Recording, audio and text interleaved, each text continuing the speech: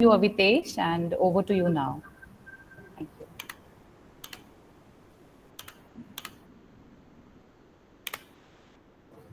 So thank you so much, Sovia ma'am. I hope my screen is visible and I'm audible to all of you. Welcome all, and today with my topic circular economy in construction. So I'm going to discuss about the current practice of circular economy and also what are the drawbacks of the current practice so that we can find a solution which is going to help us in the construction industry as well as in the other industries also. So we'll see what is actually circular economy and what are the ideas behind the concept of circular economy. And then we will discuss about the benefits of circular economy so that we can go somewhere. And yes, I have found some gaps in the previous studies, previous research, and then I'll let you know what is my approach with students and in the industry of building construction. So let's begin. So first of all, I just want to discuss that what is economy. So this is all about production, distribution, and consumption of goods. Yes, this is the operation of money supply, commercial activities, and industry. So basically, economy is considered on national level, but can be considered at local, regional, and also global level. So in the era of global village, all economies are closely interlinked with each other. General parameter of assessing the economy is called GDP, which is a gross domestic production. And let me talk about the current practice, which is called linear model. So what is actually this? So in this model, we are just taking, using, and wasting the resources. So first of all, I just want to tell you that that this was the thought behind this linear economy system, that we have indefinite resources. So we are just extracting these resources, then it's come to protection. We are using and consuming the resources, and then we are just disposing, which is actually the wastage of resources. But the reality is something else. We don't have infinite resources. If we'll waste like this only, so it will be like the end of every resource. So what we can do is, so first of all, we just need to discuss about the drawbacks of the linear economy. So as we can see, we are not just wasting building material as the time of construction, but also after. If I, for example, if somebody is going to change his or her house interior, so what is he going with the material what he has just drag out? So this was also the wastage. And also in the European offices, we are just the buildings are not in use. Energy is just wasting, and 2 to 5% of global GDP is lost due to congestion. Roads are capturing more and more lands in urban spaces, which is a cause for urban voids. And also, air quality is worsening around the globe. Food wastage. Yes, this is also a big point, that one third of food production globally, worth USD around 1 trillion, so is wasted every year. Yet more than 10% of the world's population goes hungry. So now let's think what can be the potential solution for these drawbacks for the linear economy system. What can we discuss about it? So at the process to think about the potential solution, we need to think that the solution should minimize the consumption of wastage, optimize utilization of resources, regenerate and reuse production of services, return the resources to the environment. So this should be the basic concept behind this potential solution. And yes, this can be with the circular economy. So what is actually the circular economy? So this is a systematic approach and to economic development, design the benefits businesses, society, as well as the environment. So a production and consumption model which involves reusing, repairing, refurbishing, and recycling also at the same time, and to keep materials in use, is called circular economy. So we have the principles for the circular economy also. We can design and waste and regenerate natural systems, keep products in use. So what are the features should be for the circular economy? So an economy that is restorative and the regenerative by design. In a circular economy activity builds and rebuilds overall systems health. And also it should be implies that waste will itself become a resource, which is the main point. And the concept recognizes the importance of the economy needing the word efficiently at all scales for big and small businesses, for the organization, for the individual, globally and locally. So here also you can see that we have raw materials, then we are going the part of design, then production, distribution. Yes, this will be the same with the linear economy, but in the last, when the point we are consuming things, we are not just consuming, we are using, and then the waste we are reusing it, repairing it, then we are going to collect it and the recycle. So at the point of recycle, we will get some raw material again. So apart to the extraction from nature, we can use that material. So the cycle will make environment healthy, as well as it will reduce the cost of that material. So it will be really helpful for environment as well as society, also for the industries. So I just want to highlight this point. So in the linear economy, on one hand, when we are going to rise our economy, so we are also affecting our environment. So it is, if economy is going up, environment is going down. So we need a hybrid solution. In that part, we can go up with economy also, and we are also saving our environment. So the circular economy is that potential solution for this problem. And to compare it, I just discussed that the natural resources we are taking, then using it and then disposing as a waste.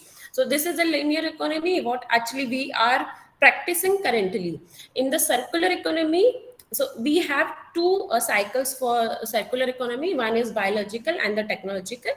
We are using, consuming, and also enriching our nature. So at the part to take, make, and dispose, we are going to make, use, and enrich our surroundings.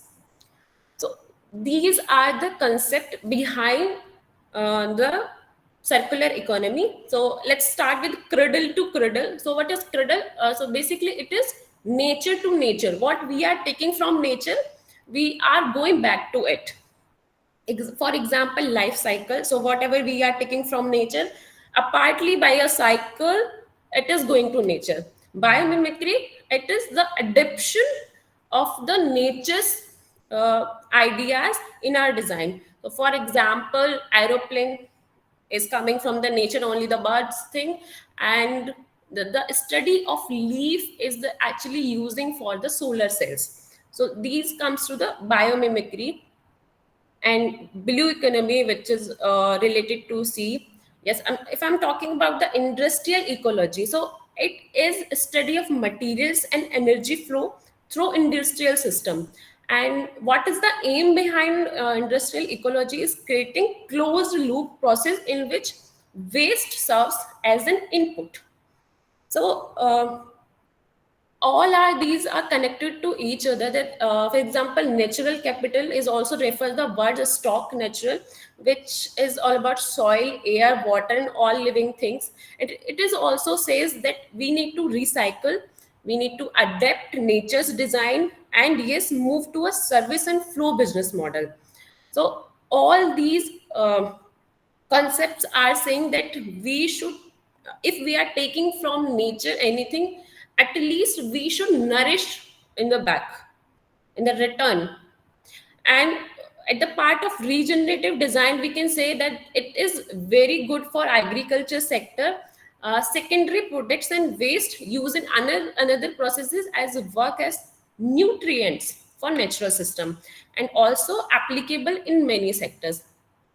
Idea behind circular economy, which is user versus consumer, and the sharing economy. So we need to think that are we going to use things or are we going to consume things? So for example, we need to travel or own the vehicle. So when we are going to own the vehicle, we are consumers, but whenever we want to travel, it is using thing. So shared mobility can be replacement of the owning the car. So thinking about the user versus consumer is the idea behind circular economy. So this is the foundation in EU, which is called Alan MacArthur Foundation. They started first to think about what can be the circular economy. So they made this butterfly diagram and made two cycles. On the left, you can see this is called biological. On the right, you can see this is uh, technological cycle. So if I'm going to simplify these cycles, you can see here. So we are going to take from nature, and after the biogradation, we are nourishing the nature. And on the right hand also, you can see that you are taking from nature, but also in the last, you are again going to nourish. So basic funda is, all we need to nourish the nature in the return. If we are not returning the same, and for the biological cycle, I just want to take an example, which is cascade. So what is actually cascade? The process of putting used material and components for different reuses. And also it is repetitive cycle until product return to the nature as nutrients. Example, used paper recycled and reused as paper again, or other product like packing material used in construction as filling material, and then return to nature, easily disposable. One more example of the cascade is wood. So first we have raw material, and if I'm going to make high grade boards, what I will get? Wood. Then I can use this wood for low grade boards. Then I will get some sawdust. For this sawdust, I can use for papers. Then I will get some fiber.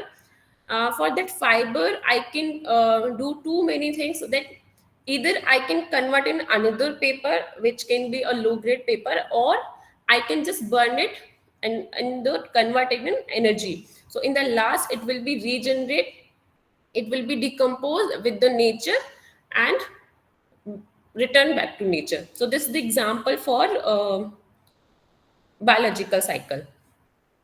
So what is actually biological cycle? Again, we are, so for the linear economy, we were extracting resources, we were using and throwing, and here we are, yes, we are extracting resources, we are making cascades, we are biodegradation here, and then nourish the nature. So this is the left hand side of the butterfly diagram. Now we need to understand the right hand also. The right hand side is the technological cycle of circular economy. It is also a loop which is going to represent the material which cannot re-enter in the environment. So before doing anything, we need to segregate the metals and the materials which can re-enter in the environment or which cannot. So such examples like plastic, synthetic chemicals, the metals. So we need to segregate those. And yes, the importance of to reuse it very much, because we can't degrade and returning back to nature. And here we are going to make loops. So first of all, you can just share here the user versus consumer. So we need to be a user, not the consumer. Second, sharing things, share as a product, as a service, so that many people can took it for the service. Number third is durability. We need to check the durability of that particular product or the material or anything we are going to use. Number four, we can maintain it. So after the point, the durability, we can see that what are the point to maintain it. Can we maintain it for 50 years, for 100 years, or just for 1 year? So we need to think about durability point also. After the maintaining, we can reuse and redistribute it. For example, if I'm going to buy a stapler, so now I'm a consumer because I have bought it, and after that, I'm if I'm going to share it with others or not, are they are also consumers or they are just user? And after the durability point, am I going to maintain it or just throwing it after 1 or 2 use? And after the maintaining point, we need to think that is it can be reused, either you can give it to someone else or not.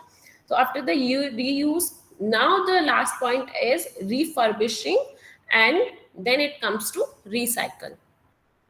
So in this point, we are just designing with durability and proper maintenance, and then refurbishing it, and in the last, recycle. Now we need to think about the benefits. Because of this point only, we can adapt the circular economy in our practices. So yes, if we are going to reuse it, we need highly skilled people, and it will create the job potential also. Yes, it will save material cost, and innovation is there. So all these points will help to growth our economy. And then we have benefits for environment. As I just told you, we are designing out waste and population pollution, and we are going to nourish our nature with the regeneration of the system and the products. Then we have benefits for industries also, as well as we are going to give new opportunities, reducing the cost, recycling the materials, and it will help for environment also. So after this point, we need to think about the way for linear to circular economy. Yes, but what is the thinking behind it? So we need to think about the linear, which is called traditional thinking, and also the systematic thinking. So as discussed earlier, linear economy model is based on traditional thinking, which we assume that ability of resources is endless, which is far away from reality. Now we know that we are consuming and wasting resources, which is the main reason for the end of chase. System thinking is a problem solving technique that consider problems as a component of a larger, more dynamic system or interconnected parts. So when it comes to system integration, system thinking refer to a method of approaching integration. So we are going to integrate every part here. The goal of system thinking is to see systems as a whole. In practice, system thinking encourages us to investigate interrelations. For example, context and linkages, viewpoints. Each actor has their own unique perception of the problem, and boundaries. The boundaries between what is and what is not acceptable.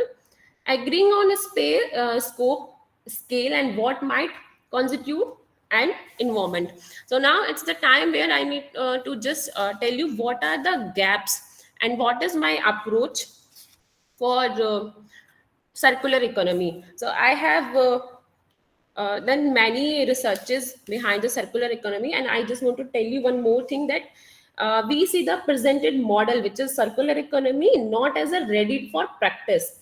This is approach to LCA, which is called life cycle analysis of circular building components, but rather as a tool for further research and discussion.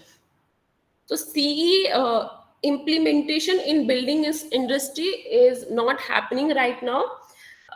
Circular construction and its challenges, and expanding the limited existing bodies of knowledge.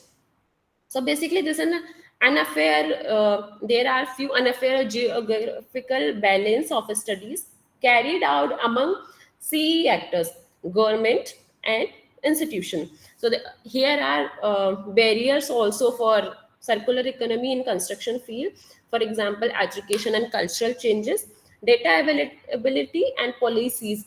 So what is my approach behind this study, that I just want a holistic approach, and it need to be followed for implementation. That for example, we are learning that how to construct a building with RCC, but we are not telling students to how to make a LCA, life cycle analysis of that particular building, and also the MFA, which is called material flow analysis. So we need to tell our students that before designing, you need to think what will happen with these materials after few years, and what are they going to do it. So for example, I'm just telling you the application of circular economy in mobility planning. This is the application, and TOD is a good example of this circular economy.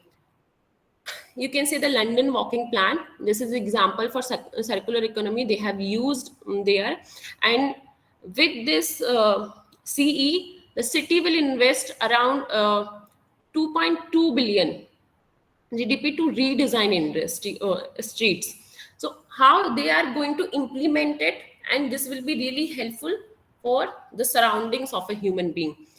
And the second, what is the need of circular economy in construction industry? So we know that this sector is a key contributor in emission and resource consumption, and the adoption of circular economy will support the overall economic, environmental, and the social prosperities of the city. So here you can see that here are three diagrams. In first, we are just using linear economy. So we are taking materials and components, and after using, we are just throwing it.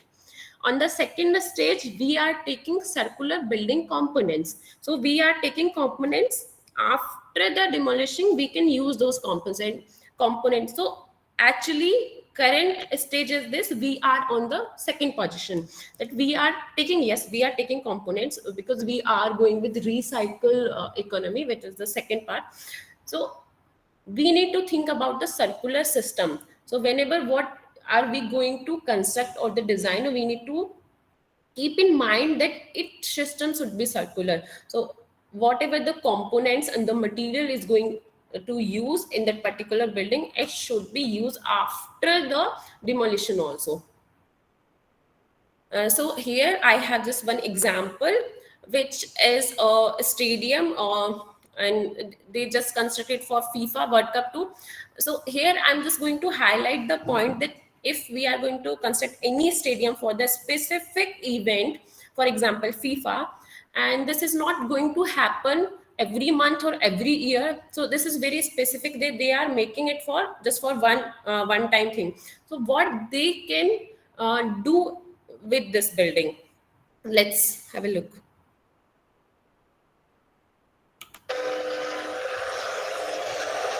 Rising from the sand and the sea, Qatar's latest World Cup stadium is coming to life, one shipping container at a time. Sustainability is the main focus for those building the Ras Abu Aboud Stadium in Doha. All its components are recyclable, and the life-size building blocks are arriving to port, filled with all the materials that will eventually hold them together. Inside the stadium, do you know that it's a container stadium? Can you tell from the inside? From inside, they will notice mainly the hospitality boxes, which will have the finish of the container. The containers will be used to make up everything from the stadium's bathrooms, offices, and restaurants, but always with an eye on sustainability. What we have considered from the very early stages in the design, that every single component of the stadium, whether it's a container or the steel structure that will hold the containers and the roof as well, we consider from the early stages in the design how these can be reused. The project is expected to be finished by the end of next year. Once completed, it will be the first fully dismantleable FIFA World Cup stadium and one of 7 being built just for 2022. These are the first containers to arrive. 92 of them just came in from China, and 1,000 are expected in total. After the World Cup, this stadium will be disassembled, and these containers will be used to build another stadium somewhere else in the world. It's truly a case of thinking outside the box. Part of Qatar's bid for hosting the 2022 Games involved a plan to help another country develop its sporting facilities. The 40,000-seat stadium can be moved and split into 2 or made into an arena. Could be a good opportunity for those countries to reutilize the whole facilities that we're going to build here. Qatar has already delivered one of its World Cup venues this year, the Al Janoub Stadium in Al Waqra. Those behind the Ras Abu Aboud project say it will cost 20% less than other traditional stadiums. And piece by piece, along Doha's waterfront, it's starting to come together. Leah Harding, Al Jazeera, Doha. So in this video, they just talked about the sustainability was the key point.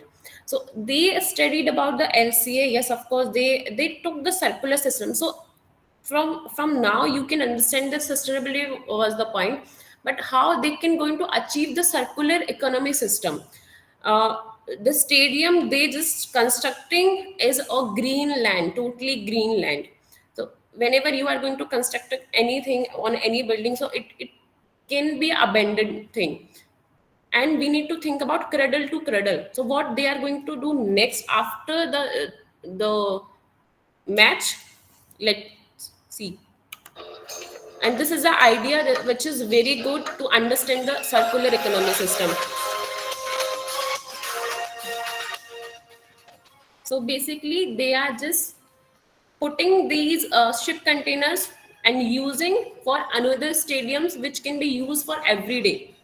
So the material will be in use after the work also, and for this land they are going to again returning back to the nature.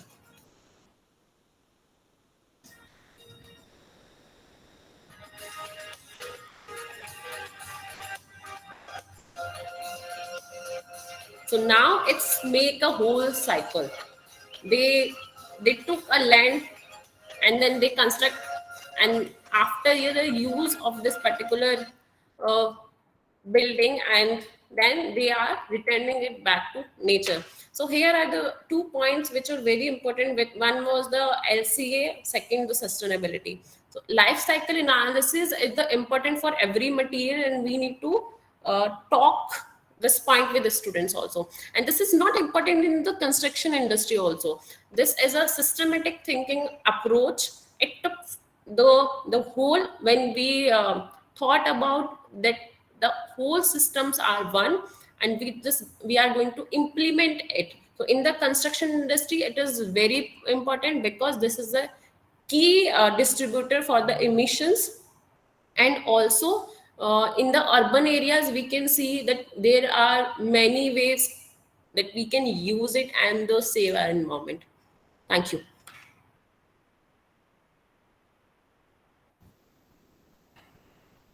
Thank you, Avitesh. Thanks for your presentation.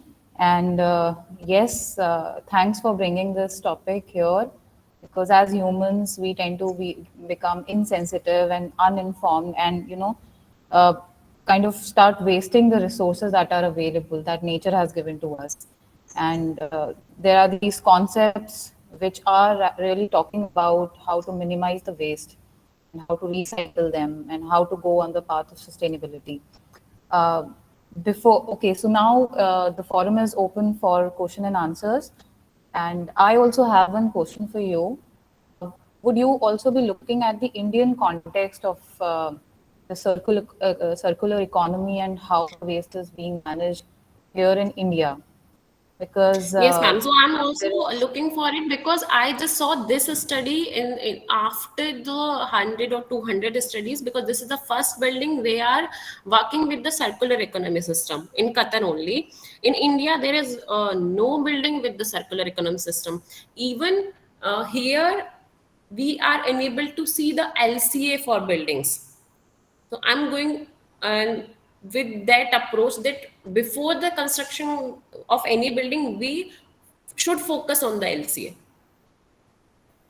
Okay, there's just one example that is coming to my mind, which is of Center for Science and Environment. They have done an extensive study and analysis on C&D waste management and how India is responding or not responding.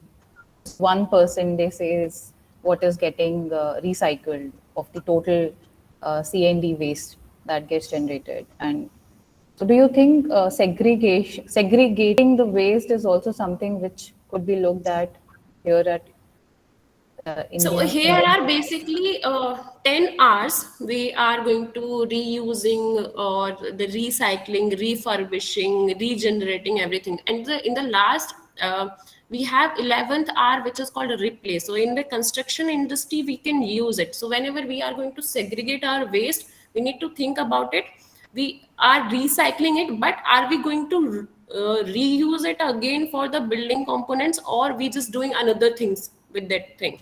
The circular economy system will create it that we are going to reuse in the building again.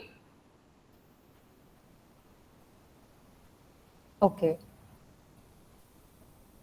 Can we have questions? You can post it on the chat box also. We can take the questions from the chat box. Else, if anyone wants to give any suggestion to Avitesh or any feedback, they're most welcome to. I'll go first. Okay. So many congratulations, Avitesh, for this topic. Uh, so are you taking it forward as like for in your research further? So Yes, there ma'am. are a few points which I would like to suggest. One is whenever you bring a concept to practice, you need to think of what are the core principles. In this case, circularity, which is the core concept here. So how do you transform it into something which is implementable, right? The other thing, as you have said, this circular economy is not very uh, popular here in our country. So you may take top down from other developed or already emerging economies, that what are its challenges and the context in which they have applied it, and how we can use it further in our conditions. And then how it affects, like there are a few things like the barriers which they have faced, and what are the enablers also. Enablers means something which is internal to the industry, the particular industry, and the external enablers as well. Like what is the user behavior when you are using such type of concept, when you're bringing such type of concept to practice. Whether all the materials are recyclable, what is the inherent characteristic of a material or a product, and then what are the barriers. So that is like a few suggestions from my side. So take it like a top down from other economies, and then we can Sure, ma'am. you can. Okay, thanks so much. Thank, Thank thank you, you. Purva.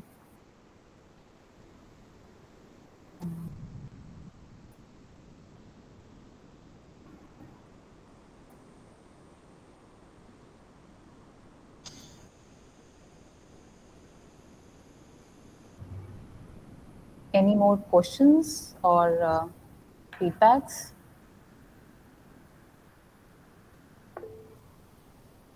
Okay, Vibhuti ma'am has raised her hand. Yes, Vibhuti ma'am. Ma'am, you are on mute. Ma'am, you're on mute here. Just conscious of time. I just want to raise some red flags to your narrative, and I don't know if it's going to be useful or not, but just to, I think, bear in mind when you think of ideas such as bettering the world. Circular economy is still an economic model where the successes and failures of ideas are calibrated through profit and loss. And how much of that is towards the larger goal of bettering the planet is, to me, a suspect.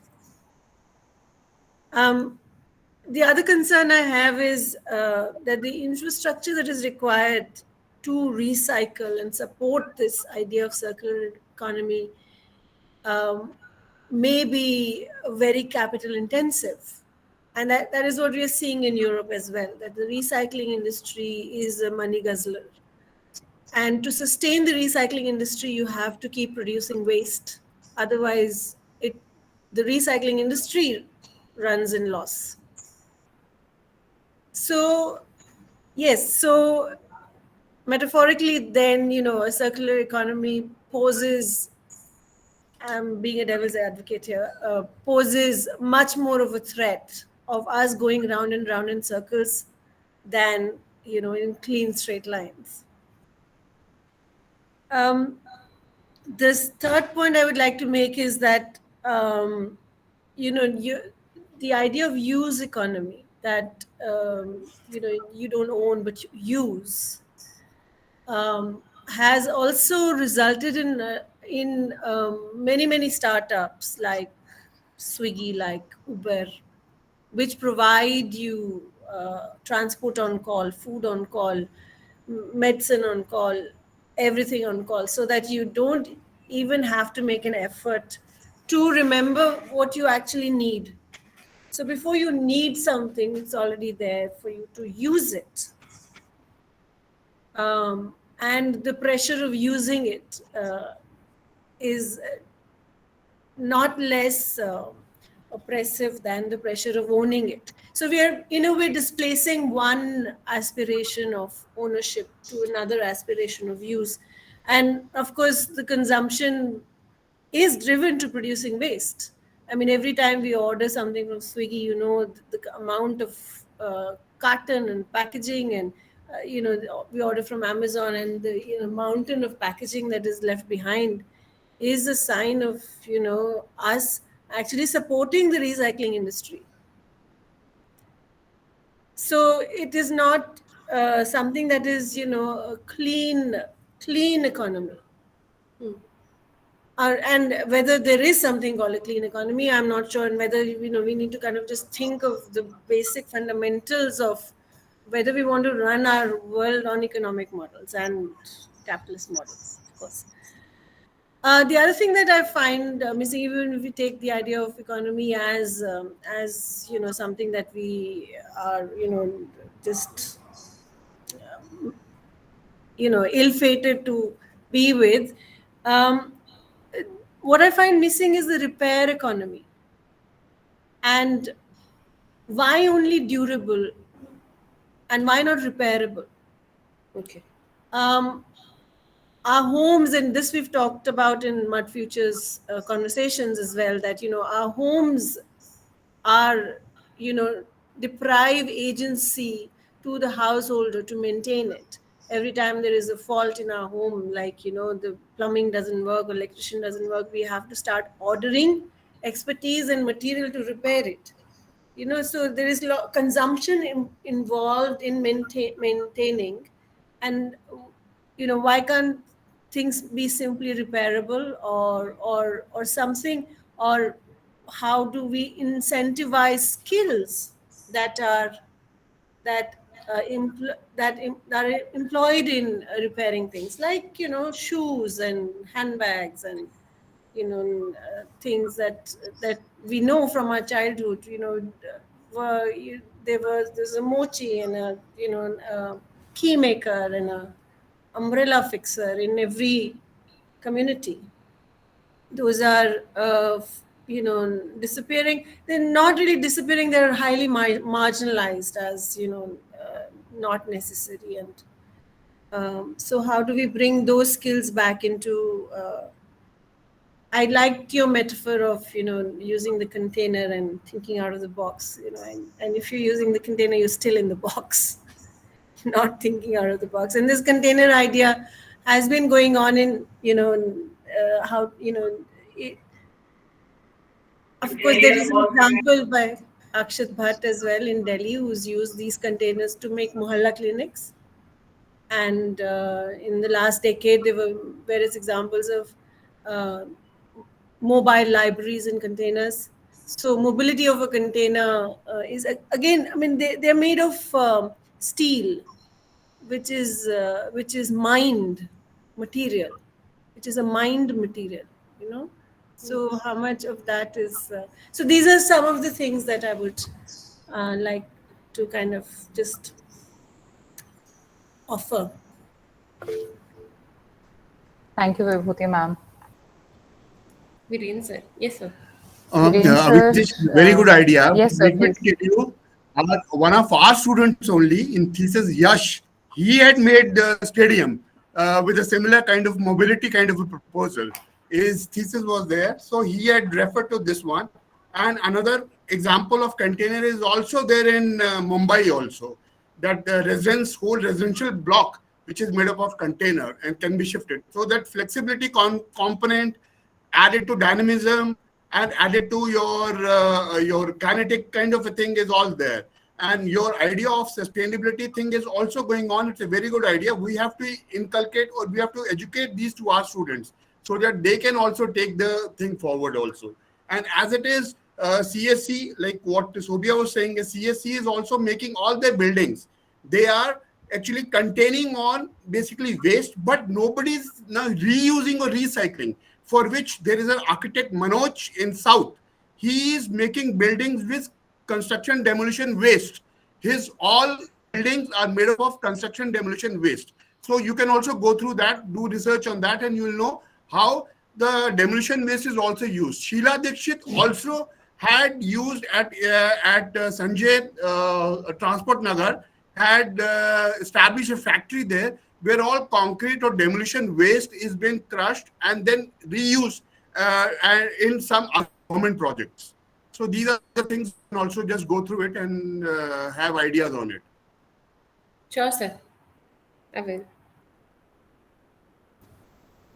Thank you, Malik sir.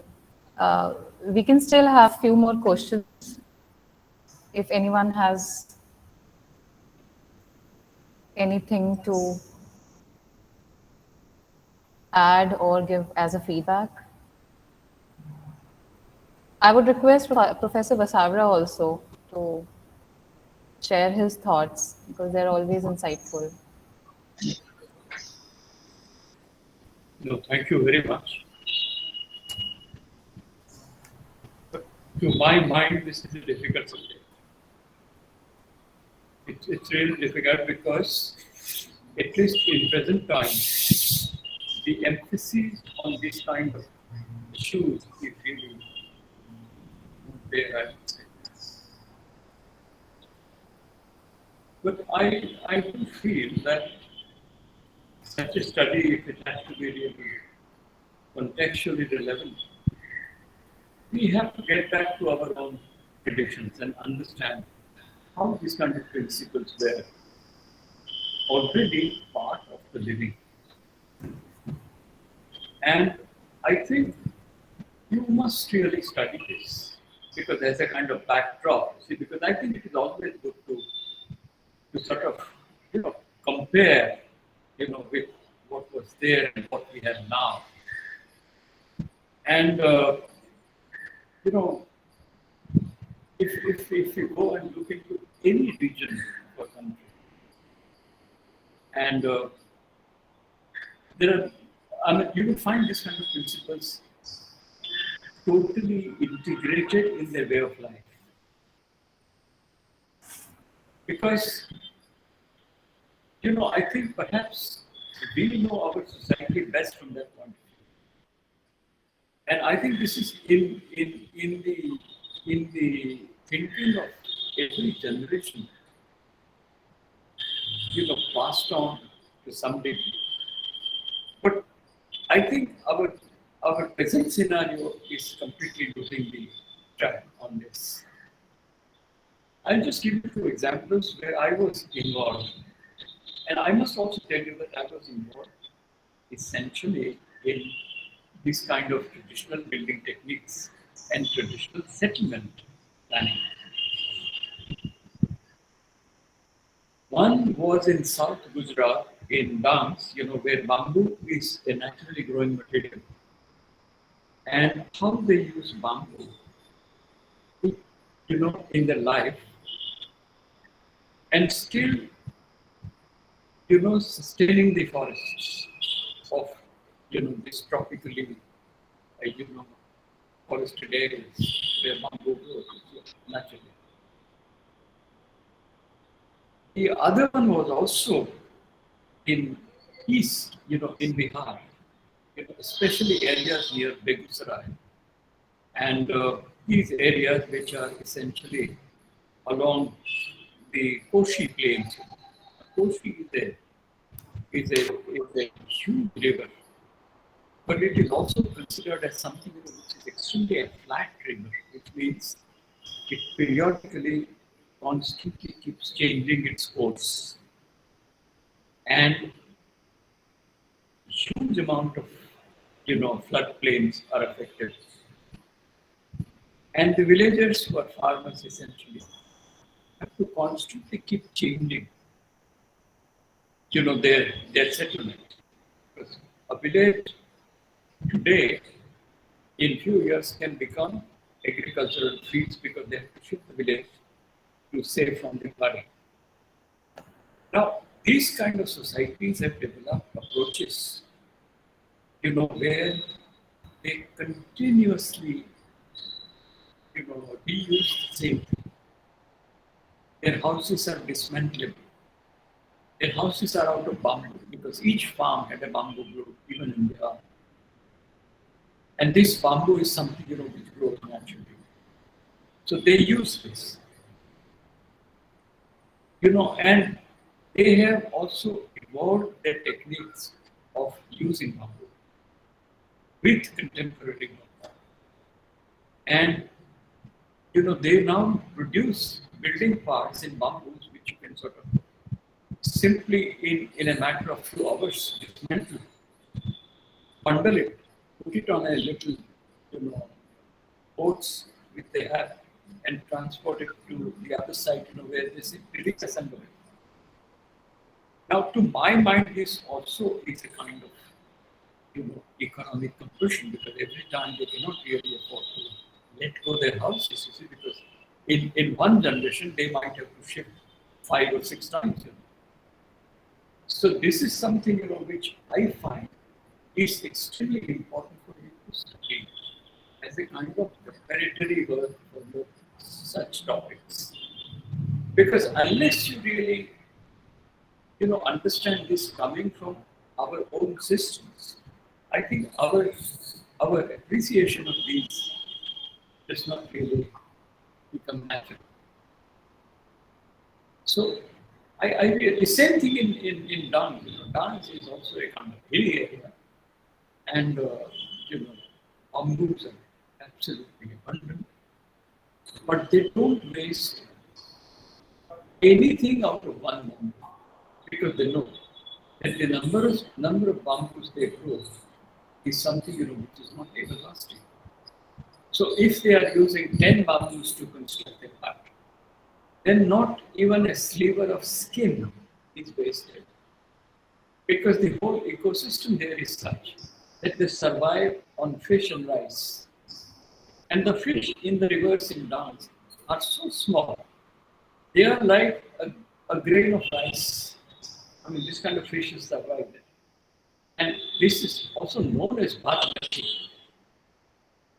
Now, in order to catch these fishes, they need, contrivances which are made like a cylinder, like a glass, with one mouth open, but the entire thing is woven with bamboo skins, so that from nowhere a fish can escape from the current. So, and they say that from the birth to cut the umbilical cord, they use bamboo, and until death, to sort of burn your body, they use bamboo. So this kind of economy, which is really ecologically, sort of sustainable, and it is something where human beings are part of that ecology, and they integrate themselves like this, and they fully understand that we cannot survive if this resource is gone. So this inherent idea in their mind, which becomes like a religion. They worship trees, they worship bamboo groves. They do everything, which is there in nature as part of their religion. So this is the sense, which actually drives our sense of economy. Because economy is not something, which is a kind of dragon. I think it is something which is inbuilt in our own existence. We know how much to economize our own existence. Everyone knows it. Nobody overdoes that.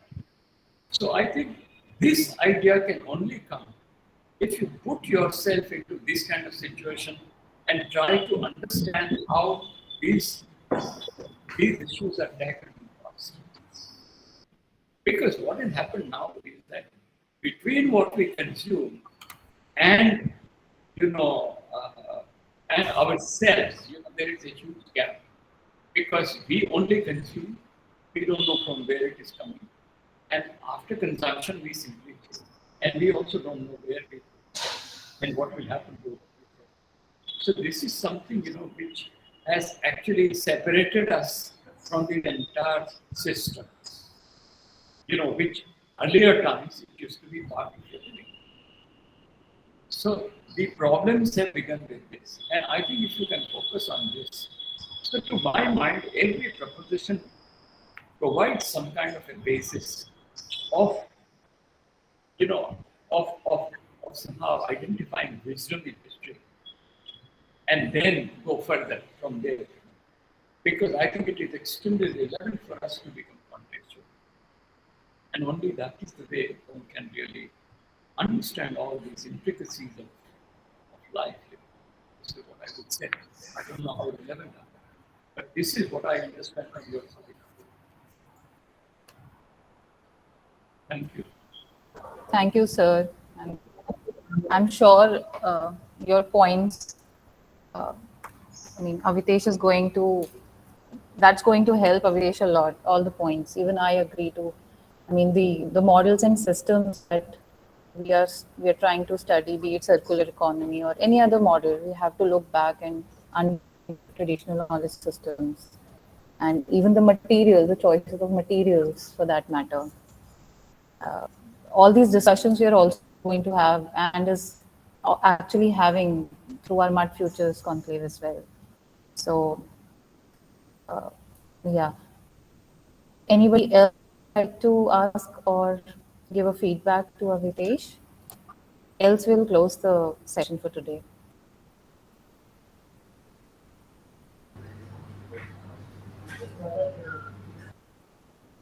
I think this is all for today. So thank you everyone for joining today's session. It was very engaging. I'm sure Avitesh would have gained a lot of insights for her ongoing research. We are going to come again for another proposition very soon, and we will be putting it on our public forum in another week or so. So thank you so much, guys. Diksha, you can stop the recording. Okay.